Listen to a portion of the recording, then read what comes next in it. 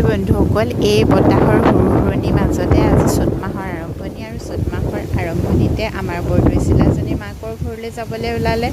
ভাবিলোঁ বৰদৈচিলাজনী মাকৰ ঘৰলৈ যোৱা দৃশ্যকে অলপ মোৰ মোবাইলটো ঘূৰাই শ্বৰ্ট এটা বনাই দিওঁ আৰু আপোনালোকলৈ আগবঢ়াওঁ এবছৰ মাকৰ ঘৰলৈ যাবলৈ নোপোৱা দুখ যান্ত্ৰণাখিনি বহুত সামৰি মাকৰ এষাৰ চেনেহৰ মাত বিতাই আদৰ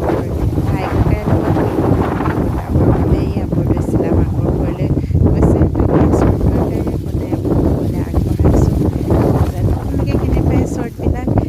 কিবা ভাল পায় কিবা বেয়া পায় সেইখিনি জনাব আৰু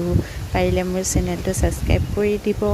লাইক কমেণ্ট এণ্ড শ্বেয়াৰ কৰি দিব ভিডিঅ'বিলাক। আৰু এয়া মই মোবাইলত ফটো তুলি আছোঁ সৰু সৰুকৈ আৰু খুব বতাহ দিছে আজি পুৱাৰে পৰা বতাহ। এয়া বৰদৈচিলা মাকৰ ঘৰলৈ যোৱা এতিয়া আৰু শ্বৰ্টটো সামৰি